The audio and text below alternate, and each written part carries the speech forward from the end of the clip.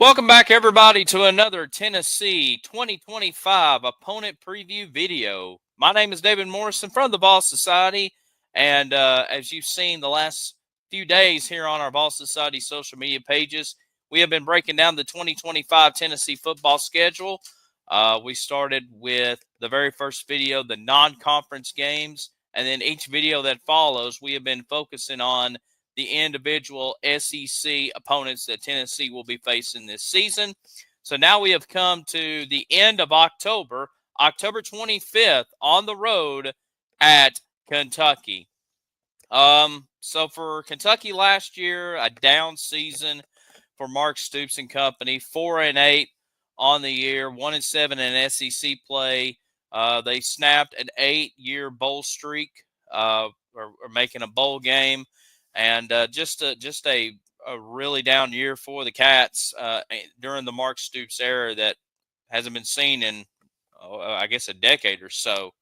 Um, last year they ended up picking up that big win against Ole Miss. I think it was on the road, if I'm not mistaken. But anywho's, but the rest of the season was just not much ride home about.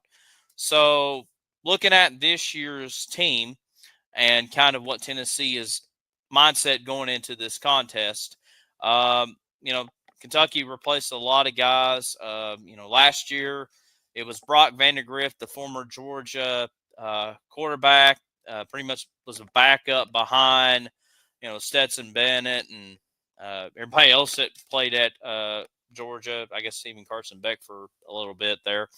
But it was Brock Vandegrift. We were finally going to see him be a starter in the SEC, and just wasn't a good year for him. So now he's gone, and insert journeyman quarterback Zach Cazalda. Zach Cazalda, formerly of Texas A&M, and he's kind of bounced around from program to program.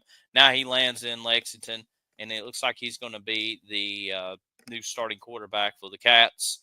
Running backs, Jamarian Wilcox returns back at running back, and he'll be tag teaming with Dante Dow from formerly played at Nebraska and Oregon, so transfer from there.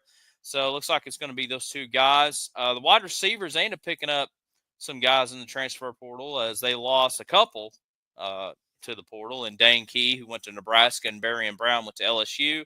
So insert J.J. Hester from Oklahoma, Troy Stellato from Clemson, and a pretty big name, Kendrick Law from Alabama. So, Mark Stoops did a pretty good job, picking up some, I would say, some valuable pieces on this Kentucky offense that they need to kind of get going here. Their tight end returns back. The O-line, I think for the most part, is still intact for them. Defensively for Kentucky, a lot of young guys that's playing, new roles or guys that's been in the program for a year or so, taking over these starting jobs. I would say their strength of their defense is that secondary, particularly at the safety positions. They retrieved Ty Bryant and Jordan Lovett and Jaquiz Hardaway. All three of those guys have like 90 tackles combined, 5 interceptions together. Ty Bryant had a couple forced fumbles last year. And Jordan Lovett had a pass deflection. I think Hardaway had maybe a couple last year, if I'm not mistaken. So the secondary is pretty strong for them for the most part. Like I said, they went 4-8 last year, and now they're playing playing the same teams as they did last year, except where they played them on the road to get them at home, and vice versa. For Tennessee, obviously, the mindset going in this game is you've had Kentucky's number. Really, since Mark Stoops has been there, I know Stoops has a victory over us, but in more recent times, particularly in the Josh Heupel era, Tennessee has done a great job in picking up wins against Kentucky and really dominating wins. We've talked about in the other videos where an Alabama and a Georgia, and we'll talk about Florida later on in the week. They have dominated us. Well, we're kind of returning the favor to Kentucky.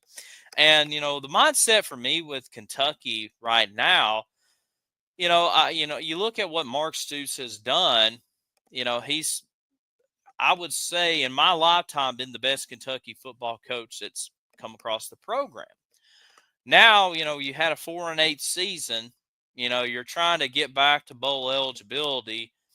We saw a couple of years ago or a couple of seasons ago the drama with Mark Stoops trying to lead to go to Texas A&M, and the fans rejected that. They didn't burn mattresses or anything like we did, but they deflected that hiring, and Stoops landed back at Kentucky, and we're kind of seeing the after effects of it. So if you're Kentucky, it's like, okay, if we can keep Stoops and maybe can kind of continue on this winning ways, or if we let him go, is there going to be a coach that's willing to rebuild Kentucky football again? Because this is not a program that just needs one splash head coach and they're off to the races winning 10 games and going to big bowl games and making the college football playoffs. Kentucky throughout its tenure has been a bottom level team in the SEC, and we've seen coaches come and go and try to make something out of nothing. I mean, there's been some successes with Hal Mummy back in the day and Rich Brooks, and then now more recently with Mark Stoops, and I think Stoops, if I'm not mistaken, is the longest tenure coach in the SEC. So if you do let him go, it's like, somebody going to willing to grasp that job?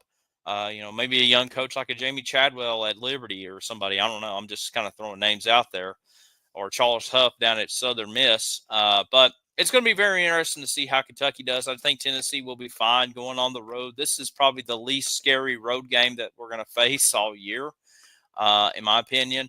But, you kind of have to keep that in the back of your mind with Heupel going on the road. But I think Tennessee will be fine in this one. We'll see what happens. And we hope you're enjoying these opponent preview videos as we continue on. And we got a big one coming up tomorrow as we preview the Oklahoma Sooners. Until next time, this is David Morrison from the Vols Society. We'll see you in the next video.